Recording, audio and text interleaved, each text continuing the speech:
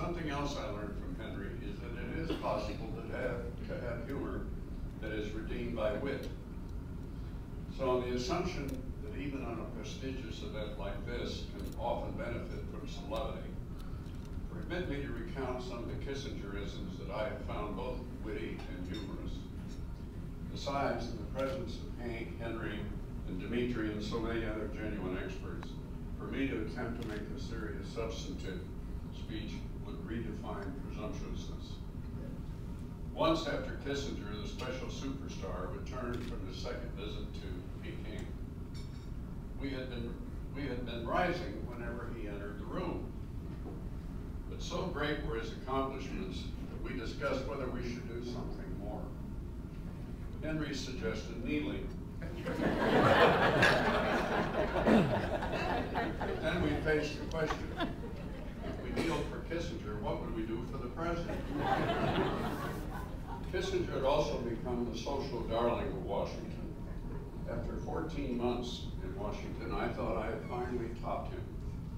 I got a very special invitation one evening. The hostess said, Mr. Peterson, Ingrid Bergman is going to be the guest of honor, and we thought you'd be pleased to know that you'll be sitting to Miss Bergman's right. Now, you know, for a country boy from Nebraska, who remembers the great excitement of For Whom the Bell Tolls, all this sort of thing was really quite an occasion. Besides, I said to myself, I finally got Kissinger. What could he conceivably do to top this? So I walked into his office and said, Henry, I'll probably be seeing you tomorrow night. Henry, where are you going to be sitting? He said, why do you ask? I replied, well, I'm going to be sitting next to Ingrid, and I didn't know whether you were going to be at the same table or off in the distance somewhere. He said, Peterson, I'm going to have a cold float today.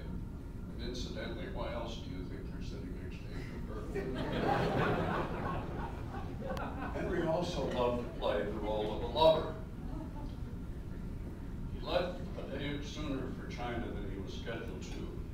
And I met with Henry that morning. I said to him, well, Henry, I don't understand why you're not waiting until tomorrow to leave, which was a Saturday. He pointed out that it was a religious holiday. I thought about that and said to myself, gee, it seems a little early for Rosh Hashanah or Yom Kippur. I wondered what religious holiday Henry is talking about.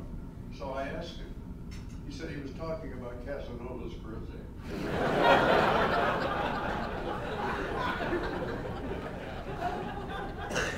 For a while, Henry cut a wide swath of high-profile stars and starlets, including Jill St. John.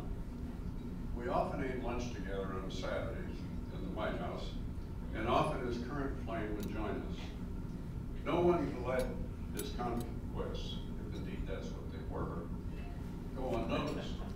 He would invariably put me next to the latest bouffant long-limbed beauty and say at some precious moment, eat your heart out, Peter. When I suggested there might be a gap between his rhetoric and his performance, he would look at me with his baby blue eyes and say, Peterson, what you would have no way of knowing, no reason to understand, is that power is the ultimate aphrodisiac. I tried to get even, but I rarely succeeded. I was a speaker at the annual black tie dinner of the Japan Society in the spring of '72 when I decided I was going to try to give Henry a little public roasting. It's long been an article of faith, as you know, among public speakers, that it's smart to lead off with a joke. I learned that maybe it's a good idea to also assess your audience as well. So I began with a deadpan declaration. I am here tonight to charge the National Security Advisor of the United States, Dr. Henry Kissinger, with a serious abuse of power.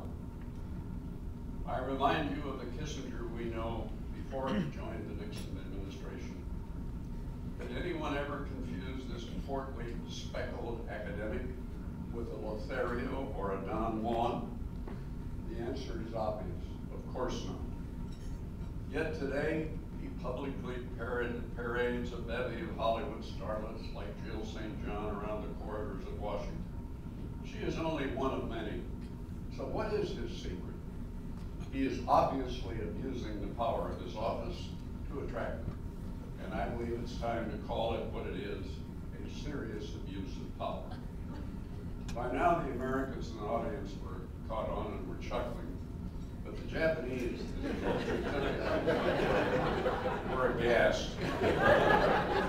Used to deference and conformity, conditioned to avoid confrontation, they sat there fearfully stone-faced, believing that their guest speaker, this damn fool Peterson, was misusing the prestigious venue of the Japan Society to launch an attack that suggested deep divisions within the Nixon administration. I went on. Now everybody knows that Henry doesn't do anything with these women. I knew that would kill him.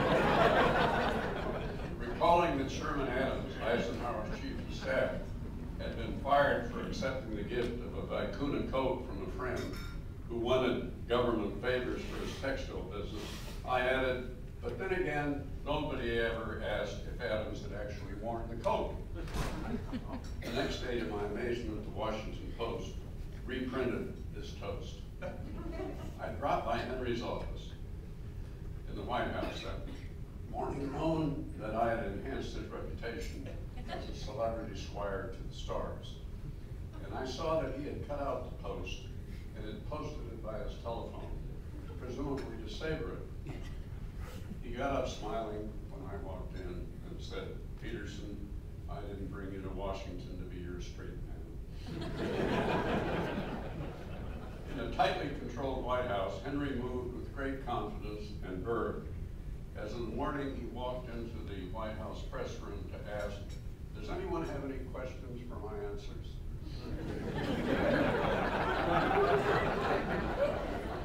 And finally, in that remarkably uncollegial White House staff, Henry there too had his wry moments. You will remember the day that someone from the White House staff had leaked that Henry had tilted too heavily in the direction of Pakistan, as I recall. And at the morning White House senior staff meeting, Charles Colson, that great American, it's supposed to be a joke, but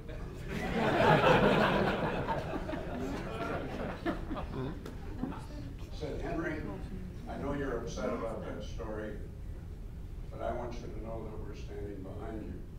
Now, Henry had good reason to believe that Colson was a leaker. On the way out, he put his arm around me and said, "Pete, I've never been so terrified in my life." So, and finally, enough of my attempts at levity, plagiarized levity. A serious word to Henry. Henry, along with many others, I'm sure, given the extraordinary global challenges that we confront, I would be sleeping much better if I thought there was another Nixon Kissinger team in our future. So Hank and Henry, thank you for your distinguished service to our country, and thanks to all of you for this high honor. Thank you. Ladies and gentlemen, to present the Distinguished Service Award, please welcome the President of the Eisenhower Group, Susan Eisenhower, and General Brent Scowcroft.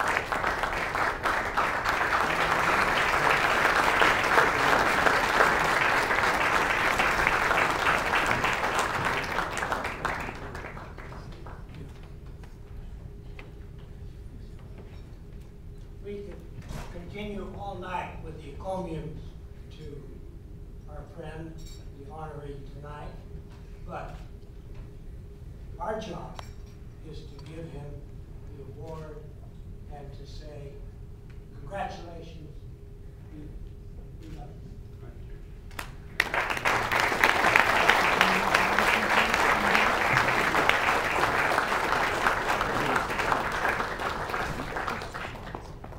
Ladies and gentlemen, actually, would you folks stay on the stage? We need to have the annual Nixon Center photo op. With the mutual signs, Chairman Chris Elfman, Chairman Greenberg, Dr. Schlesinger, and Dr. Kissinger, please return to the stage for a photograph.